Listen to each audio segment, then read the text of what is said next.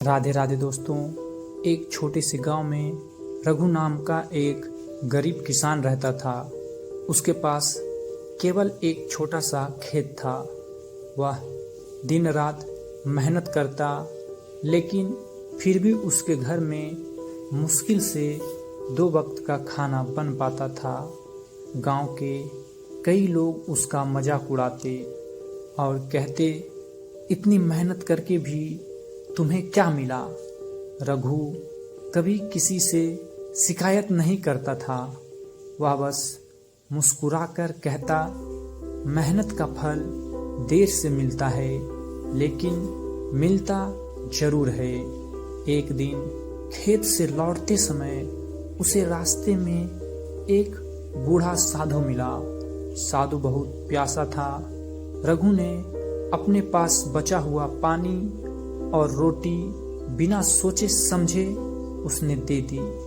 साधु उसकी दयालुता से बहुत खुश हुआ। उसने अपनी झोली से एक चमकता हुआ बीज निकाला और बोला, यह कोई साधारण बीज नहीं है, इसे अपने खेत में बो देना, लेकिन याद रखना, इसे लालच से नहीं, प्रेम और धैर्य से सींचना। रघु ने साधु की बात मान ली। अगले दिन उसने वह बीज खेत में बो दिया। हर सुबह वह उसे पानी देता और भगवान का नाम लेकर उसकी देखभाल करता। कुछ दिनों बाद वहां एक सुंदर पौधा उग आया। धीरे धीरे उस पर सुनहरे रंग के फल लगने लगे। जब रघु ने पहला फल तोड़ा तो उसके अंदर चमचमाते सोने के सिक्के निकले। रघु हैरान रह गया। उसने उन सिक्कों का उपयोग अपने परिवार की जरूरत पूरे करने में किया। उसने गांव के गरीब लोगों को भी मदद करनी शुरू कर दी। धीरे धीरे उसकी ईमानदारी और दयालुता की चर्चा पूरे गांव में फैल गई।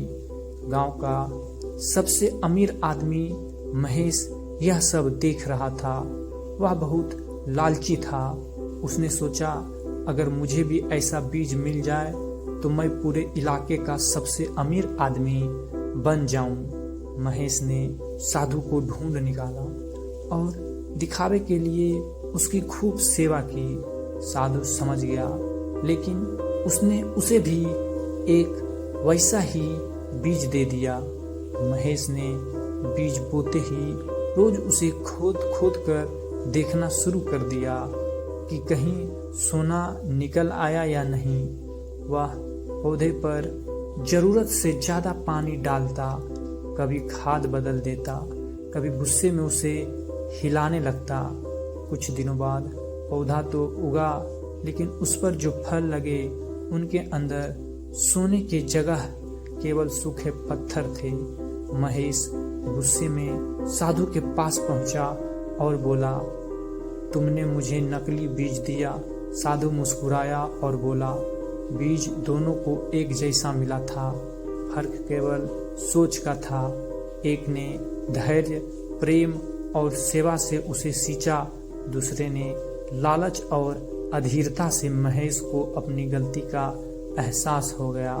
उसने रघु से माफी मांगी और मेहनत तथा ईमानदारी से जीवन जीने का फैसला किया। कुछ वर्षों बाद रघु का गांव पूरे इलाका के सबसे खुशहाल गांव बन गया। लोग धन से नहीं, बल्कि अच्छे कर्मों से एक दूसरे की पहचान करने लगे। कहानी की सीख, लालच इंसान से उसकी खुशियां छीन लेता है, जबकि धैर्य, मेहनत और दयालुता साधारण जीवन को भी असाधारण बना देती है। अगर आपको यह कहानी पसंद आई हो, प्लीज़ लाइक